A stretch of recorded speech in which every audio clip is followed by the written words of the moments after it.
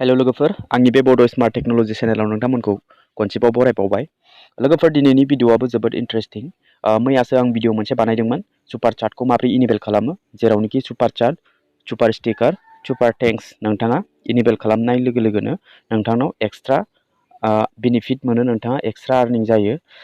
Extra earning बोरै जागोन बिनि सोमोन्दै आं खिन्थाखाबाय। नोंथाङा जेब्ला लाइभ फैगोन, लाइभआव नोंथांनो जि माने कुइसन्स दङ सोरनावबा, अब्ला बे कुइसन्सनि दारै नोंथांनो माबा मोनसे पे खालामहरनानै बिनि कुइसन्सआ हाइलाइट जागोन आरो नोंथाङा मोजाङैनो बिनि माबाखौ एन्सारखौ हरनो हानाय बायदि नोंथाङा बेनि बेनिफिट लानो हागोन। आरो जाय सुपार थेंक्सनि बागैबो आं खिन्थादों, सुपार थेंक्सआ जाहैबाय नों जिखुनु भिडिअ नायो, अब्ला नायनायनि उनाव बे भिडिअखौ मोजां मोनदोंबा थेंक्सनि अप्सनाव क्लिक खालामनानै नोंथाङा बिथांनो जि एसे हरनो गोसो अब्ला नोंथाङा हरनो हागोन। बिदिनो गोबां दङ, हरग्राबो दङ आरो हरैबो दङ। अके, दानिया आरो बेबायदिनो एक्सट्रा जेनेरेट माने बियो माने मोनसे लेभेलनि, जेरावनोखि नोंथाङा गिदिर गिदिर चेनेलफ्राव नुदों जानो हागौ जइन बटन, नैबे जइन आंनि चेनेलाव, बे आर'नाइ टेक्निकेल चेनेलावबो दङ जइन बटन। बे जइन बटना मानि थाखाय गिदिर गिदिर क्रियेटरफ्रा मानि थाखाय जइन माबा खालामनानै लायो, आरो नोंथाङाबो गिदिर क्रियेटर जालायनाङा। 5K एबभ जानायनि उनावनो नोंथाङा बे जइन बटनखौ इनेबल खालामनानै लानो हायो। आरो बिनि बेनिफिटआ मायाव खामानि होयो बे जइन बटना, बे भिडिअनि गेजेरजों आं खिन्थालांगोन। आरो माब्रैहाय इनेबल खालामनांगौ बेखौ, माब्रैहाय नोंथाङाबो जइन बटन लाबोनो हागोन, बे भिडिअनि गेजेरजों आङो खिन्थालांगोन। भिडिअखौ फार्स्टनिफ्राय लानानै जोबजासिम नायलांगोन होननानै आं आसा खालामो। अके, अब्ला बे जइन बटनानो जाहैबाय लोगोफोर, आङो बेखौ इनेबल खालामनानै लादों। जेरावनोखि जइन बटनाव क्लिक खालामनाय लोगो लोगोनो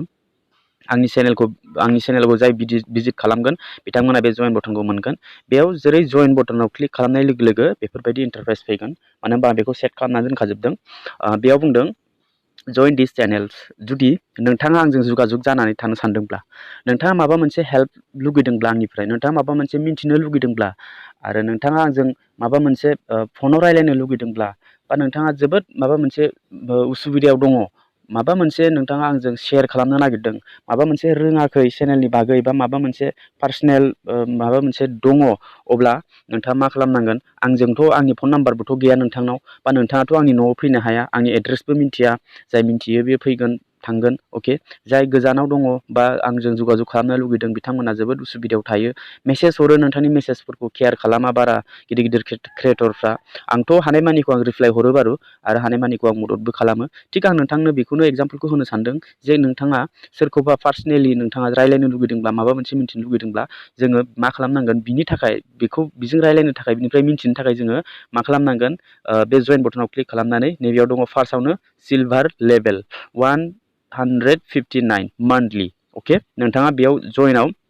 मान्थलि नोंथाङा 159 पे खालामनानै नोंथाङा बेजों जुगाजुग जानो हागोन। बे सिलभार लेभेलनि, सिलभार लेभेलाव माब्रै जुगाजुग जानो हागोन, loyalty badges next to your name in comments and live chat. नोंथाङा जेब्ला बिनि भिडिअआव लाइभ फैगोन, अब्ला लाइभ फैब्लाथाय नोंथांनि कमेन्ट्सआ बेयाव हाइलाइट जागोन, आरो नोंथाङा लाइभ चार्टनि गेजेरजों नोंथाङा बेजों माने गुबुननो रिप्लाय हरबाबो हराबाबो नोंथांनो बियो रिप्लायखौ हरथारगोन, आरो नोंथांजों बियो नोंथांनि मिन्थिनो गोनांखौ बे लाइभ चार्ट जेब्ला लाइभ फैगोन, अब्ला बे लाइभ चार्टनि गेजेरजों नोंथाङा बेजों कानेक्टिभिटि जानो हागोन। नोंथाङा मोनफ्रोमबो नोंथाङा मिन्थिनो लुगैनायखौ हानायमानिखौ बियो कुसिस खालामगोन। नङा होमबा, नोंथाङा पे खालामदों, मान्थलि 159 पे खालामनानै दोनखादों, नों जइन जानानै दोनखादों, बिनि फेमिलि, बिनि मेम्बारशिप जानानै दंखायो। मेम्बारशिपखौ मिथिखायो दा लोगोफोर, जेरावनोखि हटेल बा माबा मोनसे गिदिर गिदिर रेस्टुरेन्टस, बेफोराव मेम्बारशिप माबा खालामनानै दोनो, जेरावनोखि टेबोल सिट गैयाबाबो बिनि थाखाय माबा मोनसे टेबोल बे फैयोब्लाथाय बिनि थाखाय माबा मोनसे एडजास्ट खालामनानै होयो टेबोलखौ। थिग बेफोरबायदिनो बेबो मोनसे, इउटुबाबो बेबो मोनसे गिदिर गिदिर क्रियेटरफोरजों जइन जानानै थायो गोबां मेम्बारशिपफ्रा, जेरावनोखि बिराद हेल्प मोनो आरो। अब्ला बियो 159 मान्थलि। ओमफ्राय बेयाव नोंथाङा माब्रै जुगाजुग जानो हागोन, फट'स एन्ड स्टेटास आपडेट्स। जुदि नोंथाङा माबाफोर मिन्थिनो लुगैदोंब्ला, नोंथाङा जेरै कमेन्ट्स हरो, बे कमेन्ट्सखौ आङो पिक खालामनानै आङो मोनसे फट'आव लिरनानै, डिटेल लिरनानै, स्टेटास फट' बानायनानै बेखौ आङो प्रभाइड खालामनो हागोन आरोखि। ओमफ्राय early access to new videos, माने ओमफ्राय बिनि सोमोन्दै आरो लोगो लोगोनो आङो मोनसे भिडिअनि गेजेरजोंबो आङो खिन्थाहरनो हानाय। ओमफ्राय मेम्बार शुट आउट्स, ओमफ्राय मेम्बार्स अनलि लाइभ चार्ट्स। ओमफ्राय बेयो मात्र जाय पे खालामदोंना, बियो पे खालामैफोरजों बेजों लाइभ चार्ट मालाबाबो जानो हाया। मात्र आं माबा मोनसे लाइभ चार्ट फैदोंब्ला बे मेम्बार्सफोरनि थाखायल', मेम्बार्सफ्राल' नुगोन आंनो, जाय आंखौ जइन खालामनानै दोनदों आंनि फेमिलि मेम्बार्स दङ जाय मेम्बारशिप खालामनानै दोनदों 159 पे खालामनानै दोनदों साबैसेया दोनदों साब्रै साबा सयजन सातजन जिखुनु साबैसेया दोनदों बेजोंल' आं लाइभ चैट खालामनो हागोन माने गुबुनफ्रा जाय पे खालामाखै बियो आंनि बे लाइभ चैटआव बियो एन्ट्रि जानो मोननाय नङा आरोखि बिनि थाखाय पार्सनेल बे एक्सट्रा आरो ओमफ्राय प्रोभाइडलि रिप्लाइ टु कमेन्ट्स आरो बिसोरनि कमेन्ट्सफोरखौ थाबैनो रिप्लाइ हरनो आं गोनां जागोन आरोखि मानो होनब्ला आं हरखानांगोन अके ओमफ्राय दानिया सेकेन्डआव दङ गोल्ड लेभेल बियो 199 पर मान्थ गोल्ड लेभेलाव मा होनदों फट'स एन्ड स्टेटास आपडेट्स माने गोल्ड लेभेलाव ओरैबायदि नोंथांनो पार्सनेल नोंथांनि ससियेल मिडिया बा नोंथांनि नाम्बारखौ आङो बिनानै नोंथांनि मबाइल नाम्बाराव वाट्सएपजोंबो हरनो हागौ बा माबा मोनसे ससियेल मिडियानि गेजेरजोंबो आङो बे फट'आव स्टेटास बायदि लिरनानै आङो प्रोभाइड खालामहरनो हागौ आरो नोंथांनि मिथिनो लुगैनायखौ अके ओमफ्राय डायमन्ड लेभेलाव 1999 मान्थलि बेयाव माने आं नोंजों डाइरेक्टलि लाइभ कल आं नोंथांजों रायलायगोन आरोखि कानेक्सन ससियेल मिडियाजोंबो कानेक्सन जानानै आं नोंथांजों रायलायगोन आरोखि जेरै हमना ला वाट्सएप मेसेन्जार बेफोरबायदि ससियेल मिडियायाव जोङो नोंथाङा मिथिनो लुगैनायखौ एकदमबारे अपेनलि आंजों अन कलावबो फनावबो रायलायहरनो हागोन अके अब्ला बेफोरबायदिखौ माने गिदिर क्रिएटर्सफ्रा जइन बिराद गोबां मेम्बारशिप दं बिथांमोना माने बिथांमोननो पे खालामना दोनखायो माने बिसोरो मिथिनो लुगैनाय रायलायनो लुगैनायखौ बिसोरो रायलायहरबाय थायो जोंसो मिथिया थिग बेफोरबायदिनो नोंथाङाबो बेफोरबायदि जइन बटनखौ खालामनानै दोननाया मोजां मानो होनब्ला गोबां पपुलेसन दङ आरो गोबां इउटिउबारफ्रा गोबां गोदान इउटिउबार माने जागासिनो कम्पिटिसन जागासिनो आरो गोबां सोलोंग्राया सोलोंगासिनो गोबां माने रां खामायग्राया खामायगासिनो बिनि थाखायनो जोङो ससियेल मिडियायाव इउटिउबाव माने मोनसेल' भिडिअ बानायनानै माने बेजोंनो रां खामायगोन बेजोंथ' मोनबायानो थागोन बाट नोंथाङा एक्सट्रा माने जेनेरेट खालामनो हायो आरोखि मैया जेरै आङो सुपार चाटनि सोमोन्दै भिडिअ बानायदोंमोन दिनै बे जइन बटनाबो बेफोरबायदिनो बेयो खिन्थु मान्थलि सिस्टेम अके ओमफ्राय दानिया जेनेबा सिलभार लेभेलाव आङो बिथांजों जगाजग जानो सानदों अब्ला बे जइनाव क्लिक खालामनांगोन बियो जेरै जइनाव क्लिक खालामगोन जइनाव क्लिक खालामनाय लोगो लोगो बेफोरबायदि मोनसे इन्टारफेस फैगोन अके नै जइनाव क्लिक खालामनाय लोगो लोगो 159 मोन नालाय बेयाव नोंथांनि कार्ड नाम्बार बिगोन ओमफ्राय नोंथांनि CBC नाम्बार बिगोन ओमफ्राय डेट माने एक्सपायरि डेट बिगोन ओमफ्राय नोंथांनि चेनेलनि नाम थागोन ओमफ्राय बिलिं एड्रेस थागोन अके ओमफ्राय बिनि उनाव नोंथाङा मा खालामनांगोन बेयाव गाहायाव नैबेयाव बायाव क्लिक खालामनांगोन बायाव क्लिक खालामब्लाथाय मा खालामगोन बियो स्टिकार्स मोनसे फैगोन बे स्टिकार्सजों नोंथाङा सेन्ड खालामहरबानो बिनि एकाउन्टाव फैसाया हाबहैगोन आरोखि आरो नोंथाङा मेम्बारशिप जइन जानो मोनबाय अके नोंथाङा 150 पे खालामदों नालाय मान्थलि अके बिनि थाखायनो जोङो जइन बटनाव क्लिक खालामब्लाबो जोंनो गोबां मानसिफ्रा डनेसन हरो एबा जोंजों मेम्बारशिप जानानै थायो नोंथाङा हमनानै ला आंनि चेनेलजों आर'नाइ टेक्निकेल चेनेलजों आंनि आर'नाइ टेक्निकेल चेनेलाव आं जइन जानो सानदों बड' स्मार्ट टेक्न'लजि आं जेनेबा हमनानै ला बेथ' आंनिनो आं 159 पे खालामनानै आं मेम्बारशिप जानानै थानोसै अब्ला जोङो बेयाव बेफोरबायदि प्रसेसखौ खालामनांगोन आरो बेयाव जेरै बिदों माने बेखौ फल' खालामनांगोन अब्लानो आंनियाव एकाउन्टाव फैसा हाबफैगोन आरो नोङो आंनि मेम्बारशिप जाबाय आरो नोंजों आङो अपेनलि नोंथाङा सिलभार लेभेलाव जेरै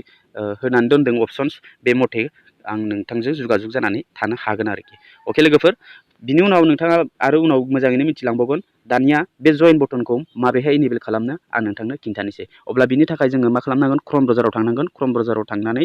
जोङो गावनि इउटिउब चेनेलखौ अपेन खालामनांगोन माने बेटा डेस्कटप साइडआव अके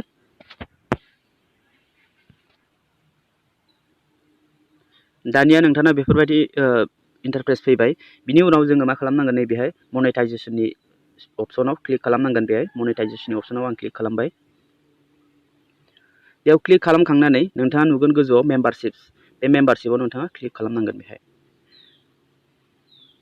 बेयाव क्लिक खालामखांनायनि उनाव गाहायाव दङ एक्सप्लर नेक्स्ट स्टेप्स अके बेयाव क्लिक खालामनांगोन दानिया बेफोरबायदि फैबाय बेफोरबायदि फैनायनि उनाव बेफोरबायदि इन्टारफेस फैबाय नोंथाङा बेयाव डेम' नायनो हायो भिडिअबो नुगोन ओमफ्राय दानिया नैबेयाव सेट आप इउर मेम्बारशिप अफार्स बेयाव नोंथाङा बेयाव नुनो मोनगोन ओमफ्राय बेयाव स्टार्टआव नोंथाङा क्लिक खालामनांगोन खनसे ओमफ्राय गाहायाव दङ कास्टमाइज डेफुल पार्क्स बेयावबो स्टार्ट क्लिक खालामनांगोन अके आं फार्स्टआवनो सेट आप इउर मेम्बारशिप अफार्सआव आं क्लिक खालामग्रोगोन बेयाव क्लिक खालामबाय दानिया नोंथाङा बाजेटखौ सेट खालामनो हायो बेयाव बेसेबां बाजेट लागोन नोंथाङा लेभेल बे लेभेल्सआव नोंथाङा माखौ दोनगोन बे सिलभार लेभेलनि अके ओमफ्राय दानिया नोंथाङा बेयाव मोनसे लेभेल सिलेक्ट खालामनांगोन 1 लेभेल 3 लेभेल्स 4 लेभेल्स स्टार्ट फ्रम सार्च आं 1 लेभेलाव आं क्लिक खालामबाय ओमफ्राय बेयाव 159 आं दोनबाय ओमफ्राय नेक्स्टआव आं क्लिक खालामगोन नेक्स्टआव क्लिक खालामनानै आं बेयाव एडिटआव क्लिक खालामगोन लेभेलखौ आङो दोनगोन बेहाय ओमफ्राय 159 आं माबा खालामबाय ओमफ्राय बेयाव आङो फट'स एन्ड स्टेटास आपडेट आं बेखौ क्लिक खालामबाय मानो होनबा आं फट' आरो स्टेटास आपडेटजों आं बेखौ बेजों जुगाजुग खालामगोन ओमफ्राय बिनि उनाव आं मा खालामगोन बेयाव डान खालामगोन बेहाय आङो I am unable to change prices आङो बेखौ I understand बेयाव टिक मार्क होगोन बक्सआव मोनसे फिसा बक्स दं बेयाव टिक मार्क होनानै साबमिट फर रिभिउ आङो क्लिक खालामगोन बे क्लिक खालामनायनि उनाव नैबेहाय आरो नैबे माइ मेम्बारशिप्स अफार बेयाव आं खनसे क्लिक खालामबावगोन बिनि उनाव साबमिटआव खनसे क्लिक खालामबावगोन बियो रिभिउआव थांबाय ओके दानिया आरो दङ सेकेन्डआव नैबेयाव कास्टमाइज डिफल्ट पार्क्स बेयाव आं खनसे स्टाराव आं क्लिक खालामबावनोसै ओमफ्राय बेयाव स्टाराव क्लिक खालामखांनायनि उनाव बेयावबो नोंथाङा डेम'खौ नुनो हागोन ओमफ्राय आपल'ड माय वन बे आंनि वननि आपल'डआव आङो बेयावनो बिदिनो दोनबाय ओमफ्राय दोननायनि उनाव आं बेखौ नेक्स्टआव आं क्लिक खालामगोन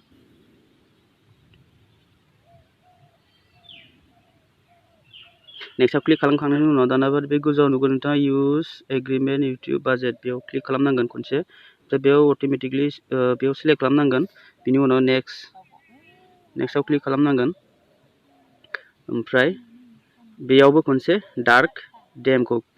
आं सेलेक्ट खालामबाय सेलेक्ट खालामनायनि उनाव बेहाय आरो खनसेबाव नेक्स्टआव क्लिक खालामनांगोन ओमफ्राय सेभ खालामनांगोन बियो डान जाबाय नोंथाङा नुनो हागोन कास्टमाइज डिफल्ट बियो डान ओमफ्राय एनवेन्स इउआर मेम्बारशिप बेयावबो स्टार्टआव क्लिक खालामदो ओमफ्राय बेयाव बेखौबो डान खनसे डानाव क्लिक खालामनांगोन आरो दाना दङ 4 नाम्बाराव दङ first to welcome new members बेयाव स्टार्टआव खनसे क्लिक खालामदो खालामखांनायनि उनाव नोंथाङा बेयाव मा खालामनांगोन बेयाव नोंथाङा नुगोन जे क्रिएट कमिउनिटि पस्टआव नोंथाङा बेयाव मोनसे पस्ट होनांगोन वेलकाम टु नैबे कमिउनिटि पस्ट बेयाव मोनसे क्रिएट खालामनानै होनोसै ओमफ्राय वेलकाम टु माय चेनेल बेयाव पस्ट खालामबाय ओके बेयाव मेम्बार्स अनलि बेयो अनलि बे जाय मेम्बार्स जादोंमोन बे जाय आंनि मेम्बार्स जागोन बिसोरसो बेखौ नुसिगोन ओके ओमफ्राय दानिया आङो बेक थांफिननोसै